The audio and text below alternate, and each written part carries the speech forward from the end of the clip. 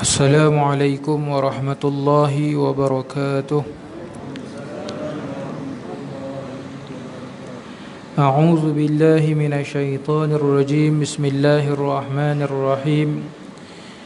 بسم الله والحمد لله وبه نستعين على أمور الدنيا والدين. أشهد أن لا إله إلا الله وحده لا شريك له، وأشهد أن محمدا عبده ورسوله. اللهم صل وسلم وبارك على سيدنا وحبيبنا محمد وعلى آله وصحبه أجمعين. سبحانك لا علم لنا إلا ما علمتنا إنك أنت العليم الحكيم. يا الله يا فتاح يا عالم افتح قلوبنا فتوح العارفين.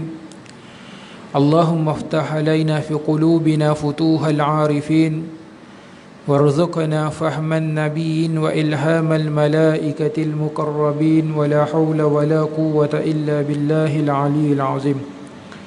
Alhamdulillah, syukur pada Allah Subhanahu wa Ta'ala. Sama-sama pada pagi ini masih lagi diberikan kita ruang dan peluang, dengan baki umur yang ada, sama-sama dapat kita hadir menunaikan solat subuh secara berjemaah, dan sama-sama dapat kita duduk di dalam majlis ilmu. Mudah-mudahan kita semua mendapat rahmat keberkatan daripada Allah Subhanahu wa Ta'ala.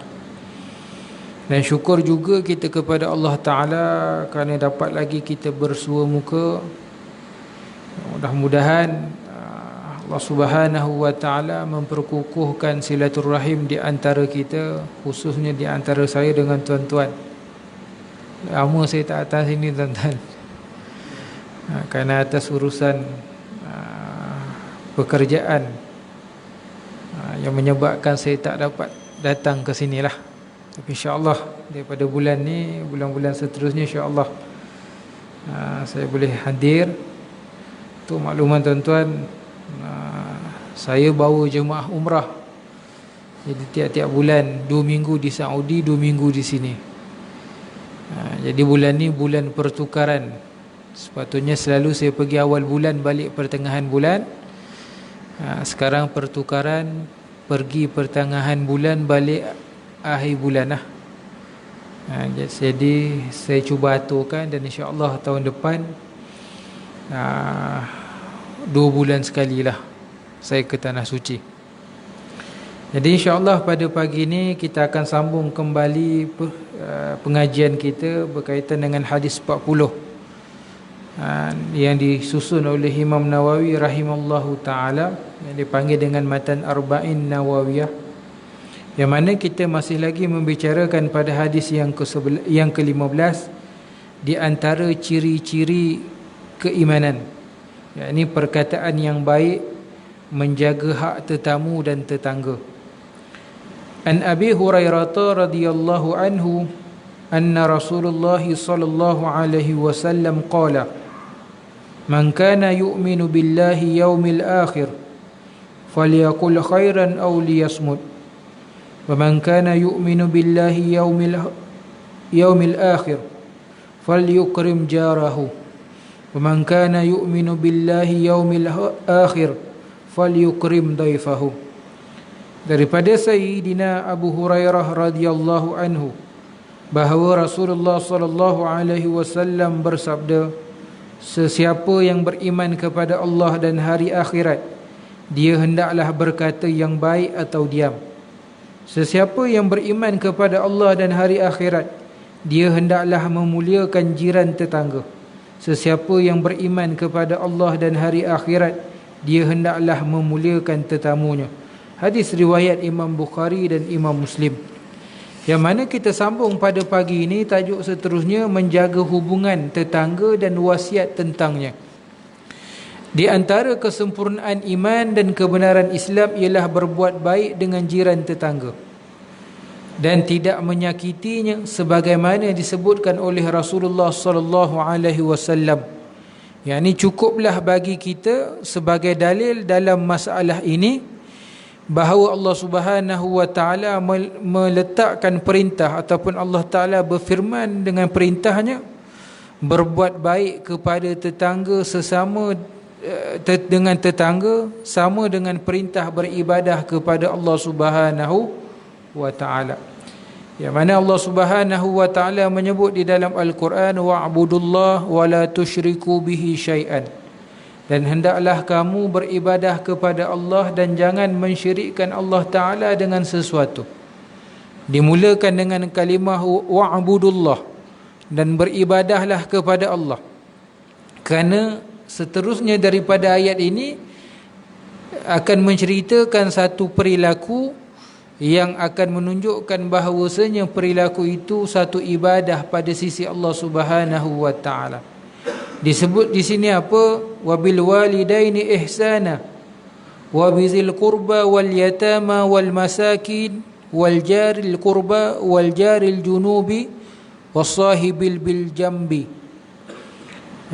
Dia dengan sesuatu apa jua, dan hendaklah kamu berbuat baik dengan kedua ibu bapa, ibadah, dan kaum kerabat, ibadah, anak-anak yatim, ibadah, orang miskin, jiran tetangga yang dekat maupun yang jauh, dan rakan-rakan. Maka berbuat baik dengan orang-orang yang disebutkan ini merupakan satu ibadah dalam Islam. Cuma fokus kita kerana hadis yang ke-15 ini menceritakan salah satu ciri keimanan, yakni berbuat baik dengan jiran-jiran kita. Maka disebut di sini wal jarizil qurba wal jaril junub, yakni melakukan kebaikan kepada jiran-jiran kita yang dekat maupun yang jauh. Tetangga yang jauh ialah yang jauh dari segi kedudukan rumah atau dari segi keturunan. Kemudian yang disebutkan teman ataupun sahabat ini, yakni teman dalam perjalanan dan seumpama dengannya. Jadi Islam mengajarkan kita berbuat ihsan dengan sesama Muslim khususnya, dan umumnya seluruh umat manusia. Menarik tuan-tuan, kerana disebut di dalam ni berbuat baik dengan sesama teman kita. Contohnya teman yang berada sesama kita dalam perjalanan. Saya bawa jemaah umrah tuan-tuan, macam-macam ragam manusia, kan? Macam-macam perangai lah, kan? Tapi suka saya ingatkan satu je tuan-tuan. Apa tindak tanduk kita, kan? Sebenarnya kita bertanggungjawab dengan orang yang ada dalam kumpulan kita. Contoh tuan-tuan, lambat. Jalan lambat tu lain tuan-tuan, kan? Ini ialah bila sebut rombongan, perjalanan, kan, kumpulan, pasti ada itinerary ataupun kita kata atur cara perjalanan. Kena kumpul pukul berapa, program kita pukul berapa. Ada orang memang tak tahulah, habit kot, lambat, kan? Sehingga menyebabkan orang lain susah, tuan-tuan. Orang lain penat menunggu. Bahkan terkadang yang menunggu tu orang tua-tua, kan? Kursi mungkin tak ada, kena berdiri dan sebagainya.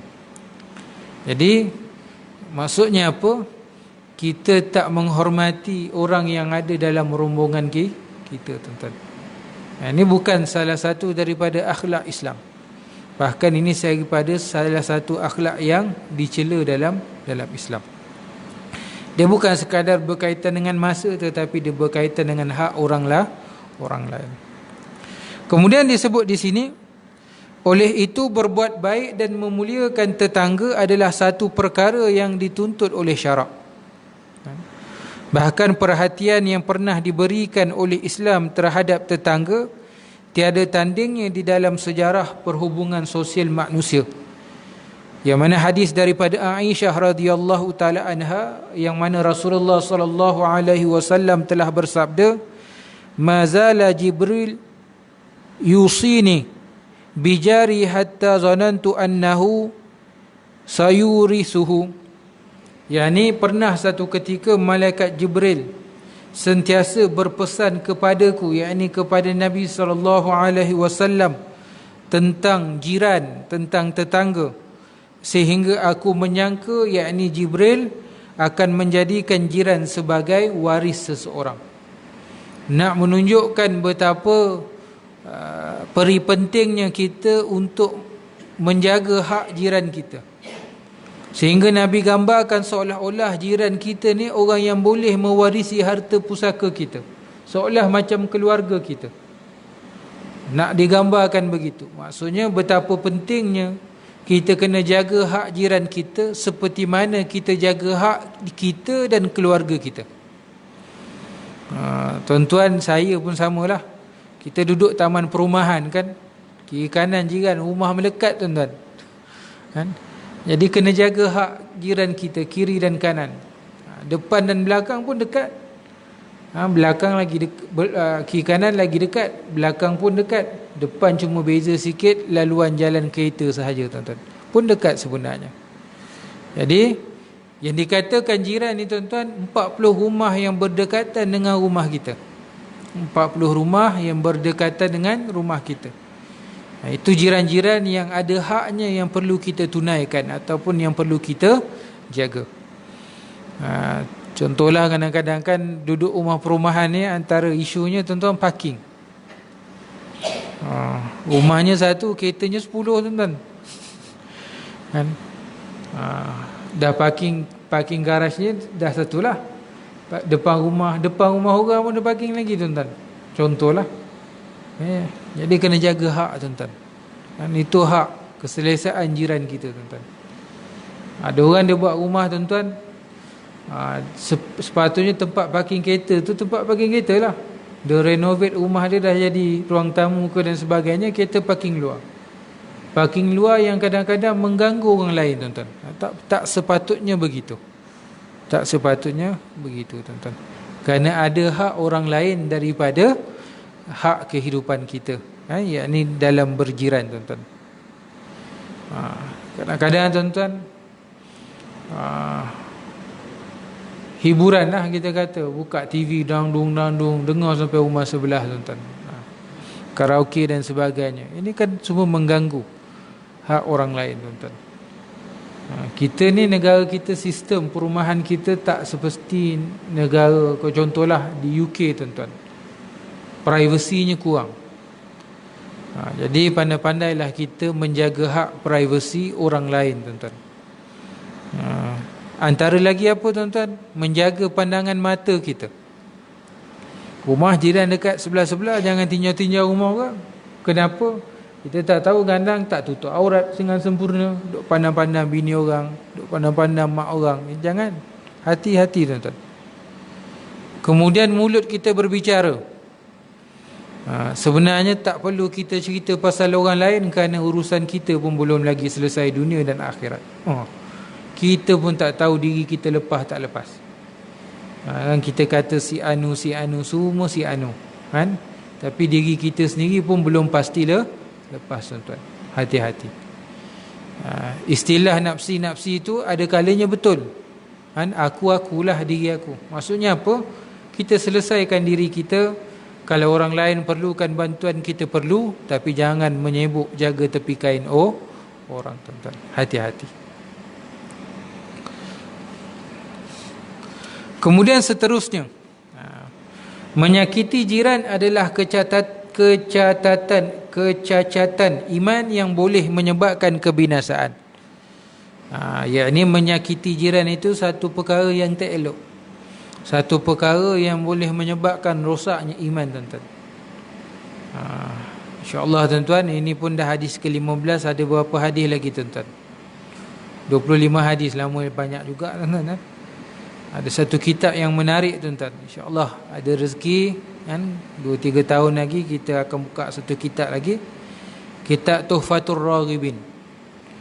Kitab Tuhfatur Raghibin membicarakan tentang hakikat iman dan perkara-perkara yang boleh menyebabkan batal iman, yakni murtad. Kena tahu juga. Kadang kita terlepas cakap kan, kadang-kadang perbuatan kita sedar tak sedar tentang perbuatan yang boleh menyebabkan kita terkeluar daripada Islam tuan-tuan. Ini hati-hati. Dan salah satu perkara yang boleh menyebabkan rosak iman, ini tak adalah sampai jadi murtad ataupun batal iman, tapi perkara yang merosakkan iman. Itu sebab tuan-tuan, hubungan bukan sekadar hablum minallah, termasuk juga hablum minan nas. Bukan sekadar hubungan dengan Allah, tapi jaga juga hubungan kita dengan manusia. Jangan kita ingat tuan-tuan, kita dah nampak seolah kita duduk dalam kebaikan yang kita pasti baik. Belum pasti. Ini contoh tuan-tuan, kita nak pilihan raya ke-15. Bila tuan-tuan? Hari Sabtu ni lah, Sabtu minggu depan kan, kita nak pilihan raya tuan-tuan. Masing-masing sibuk berkempen dan sebagainya kan? Tapi kena ingat bukan sekadar kita jaga hubungan dengan Allah, tapi kita jaga hubungan dengan manusia. Jaga tutur bicara kita. Jangan caci maki, hina orang tuan-tuan. Jangan londehkan orang. Jangan fitnah orang. Jangan cakap bohong. Jangan bermusuh antara kita, khususnya orang Islam tuan-tuan. Kempen-kempen lah. Cakap elok-elok. Beri idea, bukan menghina, merendah-rendahkan orang lain dan sebagainya. Ini adab akhlak yang patut ada pada orang Islam tuan-tuan. Kita tunjuk pada orang bukan Islam, walaupun kita ada perbezaan pandangan, tetapi kita uruskan perbezaan pandangan dengan penuh ukhuwah dan silaturahim kita sesama umat Islam tuan-tuan. Dia selalu bila pilihan raya ada je orang mengajuk, tak nak datang masjid, tak nak datang surau. Duk kawan-kawan berbalah tuan-tuan. Tak boleh, jangan macam tu. Masjid surau ni bukan tempat parti politik. Jadi raikan semua orang tuan-tuan. Boleh jadi orang yang kita kata salah tapi benar pada sisi Allah. Boleh jadi orang yang kita rasa, boleh jadi kita yang kita rasa benar ni tapi salah pada sisi Allah. Boleh jadi. Berlaku zaman Nabi SAW. Kira sahabat lah, sebab orang ni hidup zaman Nabi kan? Keluar berjihad sama-sama dengan Nabi. Yang ni duduk zaman Nabi, tengok Nabi. Kita pun tak pernah nampak Nabi, tak pernah jumpa Nabi. Dengar sabdaan Nabi, melihat dengan mata kepala mukjizat Nabi SAW, kemuliaan kelebihan yang ada pada Nabi. Keluar sama-sama berjihad dengan Nabi, berjihad perang pada jalan Allah. Ini satu pekerjaan mulia. Kemudian lelaki ni mati dalam peperangan. Tapi apa kata Nabi? Orang ni tak mati syahid. Duduk kan dalam kelompok kebaikan, tapi dia tak dapat kebaikan tu. Tak dikira mati syahid. Kenapa? Kerana dia berperang bukan kerana Allah. Dia berperang kerana nak menunjukkan kepahlawanan dia, kehebatan dia. Itu sebab hati-hati. Walaupun kita ni dah datang surau, kita belum jadi ahli syurga. Mungkin ada lagi kesalahan, kesilapan dalam kehidupan kita yang perlu kita perbaiki. Jangan mudah kita merendahkan, menghina orang lain. Orang lain tak sehaluan dengan kita, dah terpulang. Bahkan Imam Syafi'i ajarkan pada kita kan? Dalam Imam Syafi'i nak berdebat dengan seseorang, Imam Syafi'i doakan, mudah-mudahan ada kebenaran daripada kamu dan aku akan ikut kebenaran yang dibawa oleh kamu. Imam Syafi'i tak kurang hebatnya, tapi masih lagi dalam keadaan orang yang tawaduk, yang rendah diri tuan-tuan. Hebat Imam Syafi'i. Jadi kita kadang-kadang kita berselisih dengan rakan-rakan kita.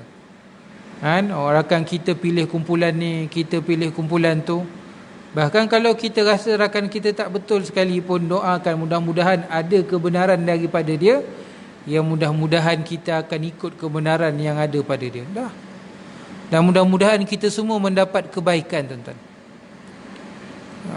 Dunia ni Allah Ta'ala jadikan ada perbezaan ataupun ada yang tak sama tuan-tuan. Kenapa? Kerana nak menunjukkan yang pertama keagungan Allah. Yang kedua, Allah Ta'ala nak menjadikan dunia itu begitu dengan pelbagai ragam, nak menunjukkan bahawasanya, nak menunjukkan keindahan dunia tuan-tuan. Kalau dalam dunia ni semua laki tuan-tuan, indah tak dunia ni tuan-tuan? Tak boring kita tuan-tuan kan? Dijadikan orang perempuan jadikan pasangan kita. Kalau kat dunia ni semua orang lahir waktu yang sama, mati pun waktu yang sama, umur kita semua sama, bosan tuan-tuan. Jadi ada yang muda kan, ada yang tua dan sebagainya tuan-tuan. Mungkin budak-budak tak berapa selesa dengan orang tua, tetapi orang tua kan suka budak-budak tuan-tuan. Ini semua Allah Ta'ala jadikan ada hikmah dan kemanisan, keindahannya tuan-tuan. Kita dengan pasangan kita, saya suami lelaki, isteri saya perempuan, kan? Jantina berbeza, pakaian berbeza, kan? Cara hidup pun sedikit berbeza. Anak contoh 5 orang, 5 perangai berbeza. Kita dalam surau ni tuan-tuan, berapa ramai pagi ni? Mungkin 30-40 orang, kan? Semuanya berbeza, dengan umurnya, datang daripada negeri yang berbeza, budaya yang berbeza, kan? Sakit pun lain-lain tuan-tuan, kan? Contoh. Maka raikan, uruskan perbezaan itu dengan menghormati antara satu dengan yang lain. Orang Islam jangan berpisah tuan-tuan, jangan berpecah. Kerana apa nanti? Saat nanti kita mati, saat jenazah kita dibaringkan di hadapan, mungkin orang yang kita tak pernah suka dia, orang yang kita rasa dia sebagai satu musuh kerana perbezaan pemikiran, saat itu orang tu, kan, mendoakan kita supaya diampunkan oleh Allah Ta'ala sembahyang jenazah tuan-tuan. Malu kita tuan-tuan. Jadi hati-hati. Dan kita ni sama-sama berjiran lah tuan-tuan lah, saya bukan duduk sini, kan? Kita ni sama-sama berjiran. Maka jaga hak jiran kita. Jangan kita umpat dia, jangan kita keji fitnah, apatah lagi cakap bohong berkenaan dengan jiran kita tuan-tuan. Jadi disebut tajuk seterusnya, menyakiti jiran adalah kecacatan iman yang boleh menyebabkan kebinasaan. Menyakiti tetangga diharamkan dalam Islam.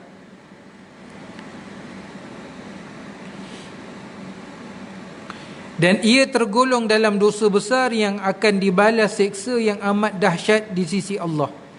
Ia juga akan menghalang pelakunya daripada sampai kepada darjat kelebihan dan kesempurnaan iman. Jadi menyakiti jiran ini termasuk daripada perkara dosa besar. Kita takut apa nanti di hari akhirat, bila dihadapkan di hadapan Allah, dihisap segala amal kita di dunia ni, tengok-tengok berderet dosa besar tuan-tuan. Kita pun pening. Ya Allah, aku dulu sembahyang fardu 5 waktu masjid surau, kuliah ilmu tak pernah tinggal, sedekah jangan cakap lah, banyak sangat dah. Tapi kenapa masih banyak dosa besar? Apa dosa aku buat?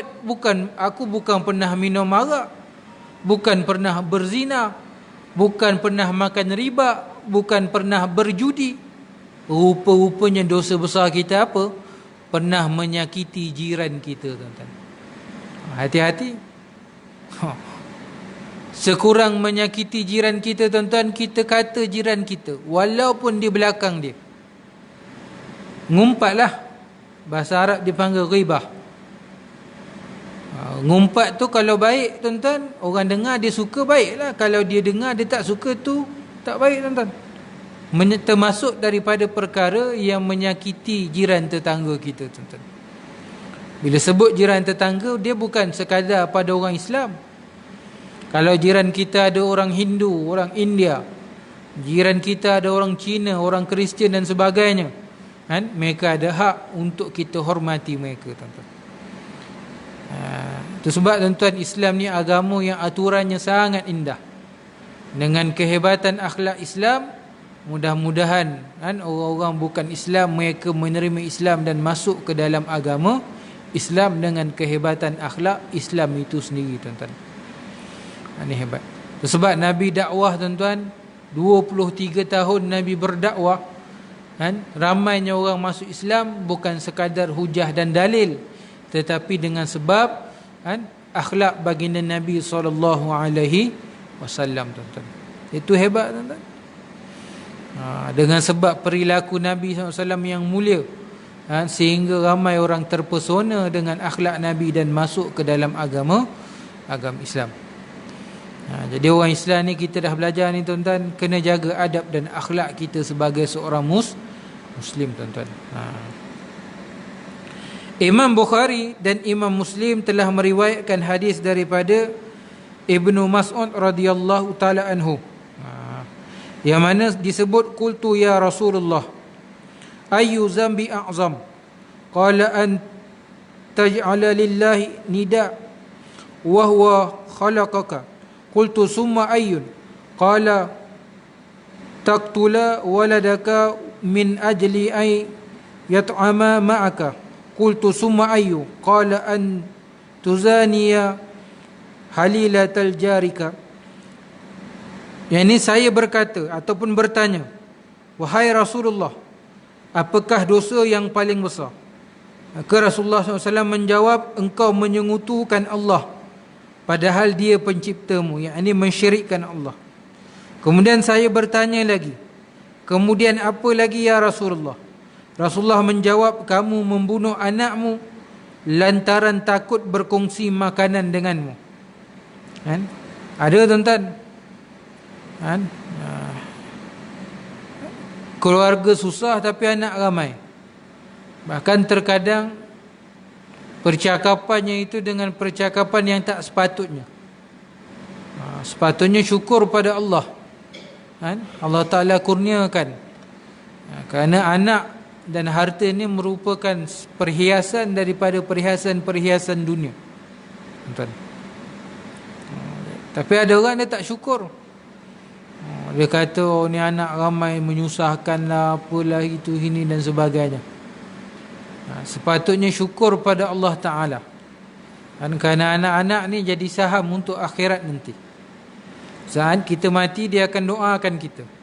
Dan dia akan terus berkekalan mendoakan kita. Sampai nanti kepada hari kiamat, tuan-tuan.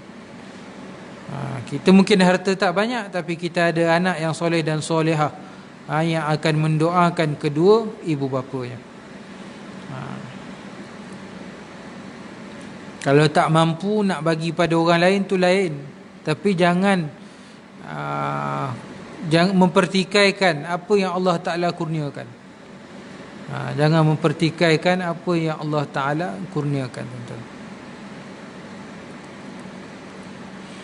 Kemudian ditanya lagi kepada Rasulullah, kemudian apa?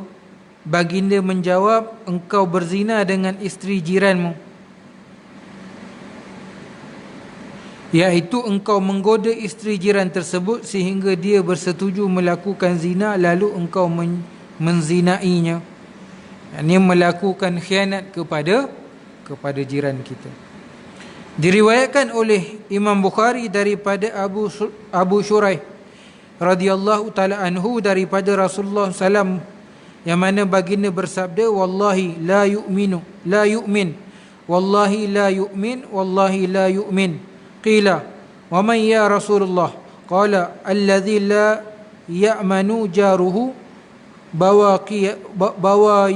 bawayiqah. Yani demi Allah, tidak beriman, tidak beriman, tidak beriman. Diulang 3 kali. Wallahi la yu'min. Demi Allah tidak beriman, demi Allah tidak beriman, demi Allah tidak beriman. Lalu ditanya, siapakah wahai Rasulullah? Sahabat tanya. Jawab baginda, sesiapa yang jirannya tidak merasa aman daripada kecelakaannya. Disebutkan tidak beriman ini bukanlah maksudnya jadi kafir ataupun terbatal keimanannya. Disebutkan oleh Nabi SAW di sini nak menunjukkan betapa lemahnya iman orang yang menyebabkan jiran yang tidak aman daripada kecelakaannya. Maksudnya dia orang yang selalu buat tak elok dengan jirannya, ataupun khianat kepada jirannya. Dan kenapa diulang sebanyak 3 kali? Kerana ini nak menunjukkan bahawasanya adanya penegasan daripada baginda Nabi SAW. Dalam hadis seterusnya, Imam Ahmad dan Imam Al-Hakim meriwayatkan satu hadis daripada Sayyidina Abu Hurairah. Apabila ditanya, wahai Rasulullah, si fulanah itu selalu solat malam dan berpuasa di siang hari, cuma keluar dari lidahnya perkara yang menyakiti jiran, lidahnya lancang. Lalu baginda bersabda, tiada kebaikan padanya dan dia di dalam neraka. Kemudian diceritakan kepadanya bahawa si fulanah itu melaksanakan solat 5 waktu yakni fardu sahaja, dan puasa Ramadan, dan bersedekah hanya dengan beberapa ketul keju, tidak lebih daripada itu, dan lisannya tidak menyakiti jirannya, baginda menjawab, dia di dalam syurga. Dalam hadis ini diceritakan tentang perilaku manusia. Disebut di sini fulanah. Fulanah ni orang perempuan lah. Kerana apa ni sebut tentang lisan? Minta maaf saya sebut kan? Tapi bukan sebagai merendahkan, tapi tu fitrah orang perempuan. Memang dalam kajian mengatakan orang lelaki dengan orang perempuan lebih banyak bercakap. Orang perempuan lebih banyak bercakap dengan orang lelaki. Itu sebab kadang-kadang kan kami ni orang lelaki, saya rasa semua sama je kot. Kadang-kadang isteri kita, I tanya you jawab lah. Kenapa diam je? Minta maaf lah, kami orang lelaki ni memang kurang bercakap pandai orang perempuan.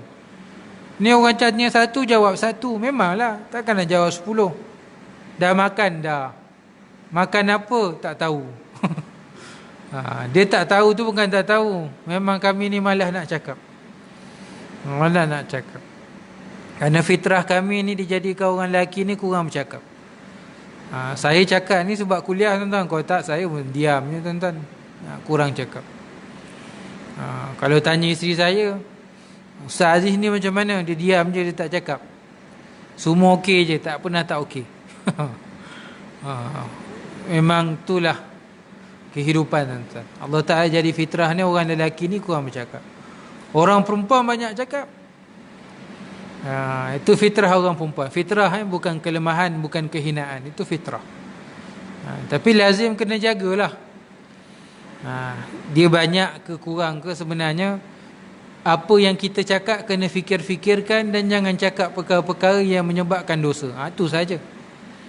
Fikir-fikirkan dan jangan bercakap perkara yang boleh menyebabkan dosa. Tapi disebutkan dalam hadis ni fulanah, orang perempuan. Kerana lazimnya fitrah orang perempuan ni banyak cakap.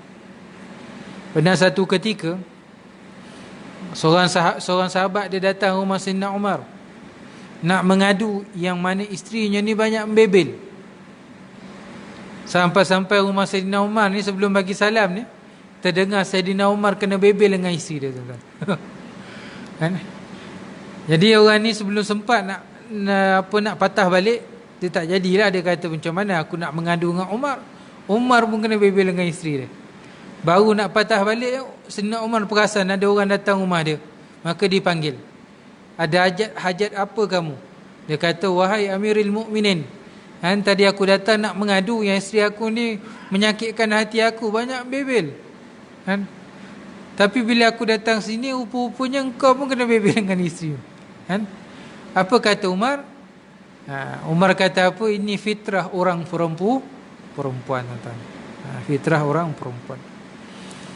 Saat dah tak ada nanti, dah tak dengar suara tuan-tuan, kita dah mula rindu kan, mula teringat pasangan dan sebagainya. Maka hargailah. Cuma orang perempuan disebabkan banyak berbicara, berkata-kata, maka jaga lidahnya. Dalam hadis ni disebut apa dia? Seorang yang selalu solat malam. Maksudnya apa? Solat fardu dijaga, benda-benda fardu dijaga, tambah dengan solat malam, qiyamul lail tiap-tiap malam tuan-tuan. Berpuasa pada siang hari. Kita ambil lah, dia panggil dengan puasa Nabi Allah Daud. Sehari puasa, sehari tidak. Banyak berpuasa lah. Tetapi yang keluar daripada lidahnya hanya menyakiti jirannya tuan-tuan. Walaupun kadang-kadang kita tak cakap direct, mungkin kita sekadar mengumpat sahaja. Tapi kalau diketahui kita umpat, maka menyebabkan hati jiran kita sakit, itu pun dikira sebagai satu perkara yang menyakiti jiran dan dosa besar. Habis nilai ibadah kita. Nabi kata apa? Tidak ada kebaikan padanya dan dia di dalam neraka. Sia-sia tuan-tuan. Itu sebab bukan sekadar hubungan dengan Allah, bahkan hubungan dengan sesama makhluk pun kita jaga tuan-tuan. Kemudian Nabi contohkan, ada orang perempuan yang dia hanya melakukan ibadah yang wajib-wajib sahaja, tak banyak buat ibadah sunat. Maksudnya dia hanya sembahyang fardu 5 waktu, puasa Ramadan, yang wajib-wajib, tetapi dia jaga lidahnya daripada berbicara yang tak elok tentang jiran dia. Maka kata Nabi SAW, orang ini di dalam syurga, tuan-tuan. Maksudnya apa, tuan-tuan? Dengan cukup sekadar menjaga akhlak dan cukup jaga ibadah yang wajib kita, boleh melayakkan untuk kita masuk ke dalam syurga Allah Subhanahu wa taala. Wallahu taala a'lam. Mudah-mudahan sedikit apa yang saya sampaikan pada pagi ini sedikit sebanyak jadi panduan untuk kita bersama. Mudah-mudahan menjadikan akhlak kita seindah akhlak Nabi SAW. Mudah-mudahan dengan akhlak yang hebat, yang indah ini menyebabkan orang-orang bukan Islam tertarik dengan keindahan Islam dan akhirnya mudah-mudahan diberikan hidayah dan masuk ke dalam agama Islam. Dan sebelum saya tutup kuliah pada pagi ini, sikit perkongsian maklumat pada tuan-tuan dan perempuan berkenaan dengan ibadah umrah. Mungkin ada yang dah daftar, yang dah bayar nak pergi umrah, tetapi hujung tahun ni tuan-tuan ada sedikit masalah lah. Ada yang ditunda tarikh penerbangan dia, tak dapat terbang lah pada waktu yang sepatutnya. Ada yang dikenakan tambahan bayaran, ataupun ada yang dah pergi tapi sampai di sana pakejnya ditukar, tuan-tuan, hotelnya jauh dan sebagainya. Jadi saya nak kongsi maklumat, tuan-tuan. Sebenarnya negara kita ni ekonomi ni agak lembab perlahan, Jadi duit kita jatuh. Duit kita jatuh lebih kurang sekarang 1 rial RM1.30. Lebih kurang gitulah. Jadi duit jatuh, tuan-tuan. Harga hotel dibayar dalam rial, jadi harga hotel meningkat. Kemudian kapal terbang tak cukup penerbangan. Seluruh dunia orang pergi umrah, lagi-lagi baru lepas pandemik, kita kata tak sampai setahun lagi baru mula balik tentang umrah ni, tuan-tuan. Jadi seluruh dunia, tuan-tuan, orang nak pergi umrah, jadi kapal terbang tak cukup. Jadi tiket kapal terbang, tuan-tuan, dululah saya cerita, kalau naik Saudi ataupun Malaysia Airlines 2,600, 2,800 je, tuan-tuan. Sekarang 4,000. Jauh beza, tuan-tuan, 4,000. Bulan 12 ni RM6,000, tuan-tuan. Ini yang naik Saudi Airlines lah, ataupun Malaysia Airlines yang selesa lah.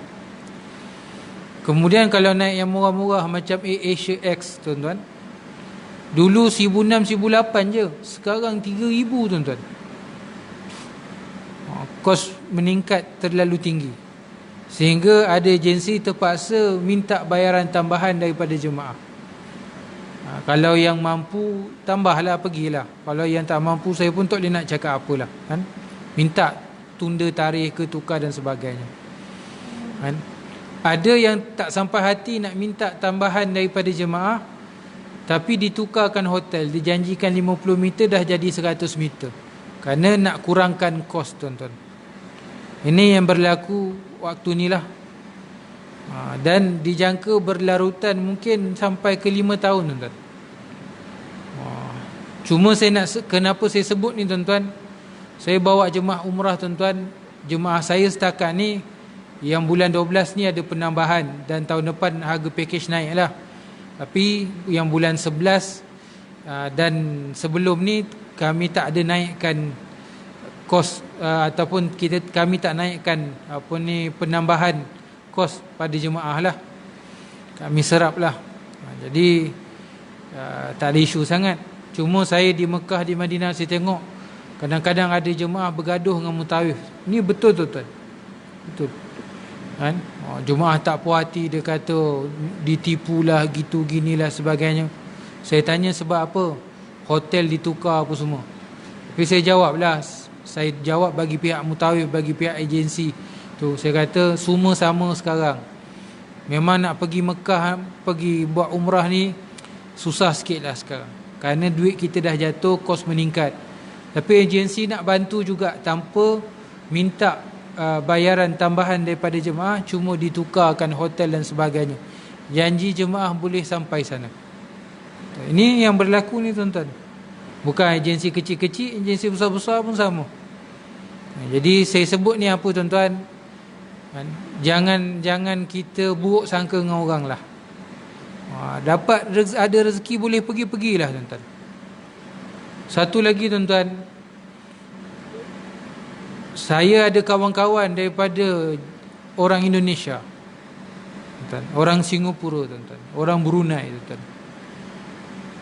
Pakej yang ada kita kat Malaysia ni, contohlah hotel 50 meter kan, yang pakej lebih kurang 9,000 tuan-tuan kan, naik kapal terbang MAS ataupun Saudi Airline. Orang Indonesia tuan-tuan dia bayar 15,000. Hotel yang sama tuan-tuan, kos yang kita kata facilities yang sama kan, waktu masa yang sama, 12 hari 10 malam, 15,000.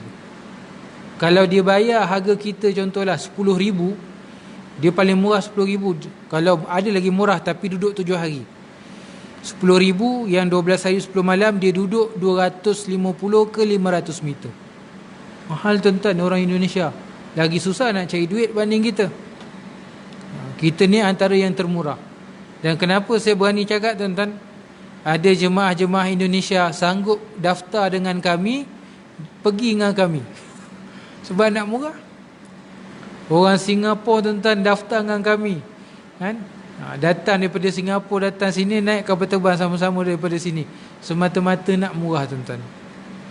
Jadi kita ni walaupun ada kenaikan, masih lagi antara yang sangat murah tuan-tuan, terlalu murah kan. Maka sama-sama kita syukurlah. Yang penting kita dapat ke tanah suci, dapat kita ibadah ke sana. Yang belum direzekikan, saya doakan mudah-mudahan direzekikan oleh Allah Ta'ala untuk selalu sampai ke tanah suci, insya-Allah. Jadi kita tutup majlis kita pada pagi ini dengan bacaan doa dengan tasbih kafarah dan surah Al-Asr. A'udzu billahi minasyaitonir rajim. Bismillahirrahmanirrahim.